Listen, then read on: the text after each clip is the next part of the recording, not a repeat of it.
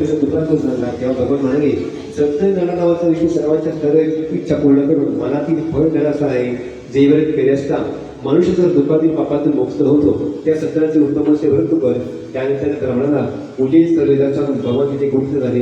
हे व्रत मी अवश्य करीन असा ध्यान त्या गरीब ब्राह्मणाला लागल्यामुळे त्याला रात्री निद्रा लागली नाही. नंतर तो ब्राह्मण सकाळी उठून मी आज सत्याचं व्रत अवश्य करू असा मानसिक निश्चय करून गावामध्ये भिक्षा मागण्यासाठी गेला. तेव्हा त्याला खूप पैसा मिळाला. त्याने पूजेची स्थळ तयार करून आपल्या बांधवासह भक्तिभावाने भगवंताचे पूजन केले. नंतर हा गरीब ब्राह्मण या सत्याच्या व्रतामुळे सर्व दुःखातील पापातील मुक्त झाला आणि धनधान्य समृद्ध आनंद झाला. त्यावेळेपासून तो ब्राह्मण प्रत्येक फळेचा व्रत करू लागला. त्या व्रतामुळे सर्व दुःखातील पापातील मुक्त होऊन अंतिम दुर्लक्ष मोक्षात गेला. ब्राह्मण ज्यावेळी हे सत्याचं व्रत जो काही मनुष्य भक्तिभान करील त्याची दुःखे पापाची नाहीशी होती. ऋषी त्याला हे व्रत कोणी ऐकले तर कोणी प्रत्येक हे व्रत केलं एक ठीक आहे. वस्तुतच आता मुनी हो याविषयी हे व्रत कोणी केलं तिथे का एकदा ब्राह्मण आपले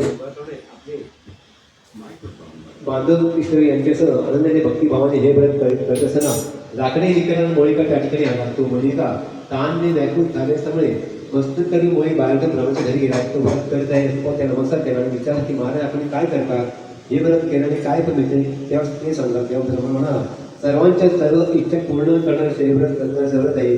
त्याच्याच कृतीने मला धनधान्य मिळाले आहे. नंतर त्या मोळीकाने हे व्रत समजून घेतले आणि आनंदाने प्रसाद शिकून पाणीबी शहरामध्ये मोळी विकण्यासाठी गेला. भगवंताचे म्हणजे सत्याचे कीर्तन करीत लाखाची मोळी मस्तक घेऊन या गावात लाकडे विकून जे काही घरात घडवून दिले त्यांनी भगवंताचे उत्तम पूजन केले असा त्या निश्चय केला. आणि श्रीमंत लोक ज्या ठिकाणी राहते त्या ठिकाणी गेला. तेव्हा त्यांचे उत्तम ठरवून दिले. नंतर त्यांनी आनंदित करणारे उत्तम पिकनिकडे साखर तूप दूध गव्हाचा रवा याप्रमाणे खरेदी करून आपल्या घरी आला.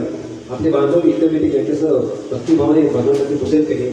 या सत्याच्या व्रताच्या प्रभावाने तो मोनिका धनंजय पुत्र पोचत इत्यादी संतयुक्त झाला आणि या लोकांना सुख बघून शेवटी सत्यनारायणाचे सत्य दुःखात गेला. या ठिकाणी सत्यनारायणाचा दुसरा अध्याय पुढे झाला. इथेच त्यांना आपण द्वितीय अध्याय समाप्त. हरी ये नमः, हरी ये नमः, हरी ये नमः.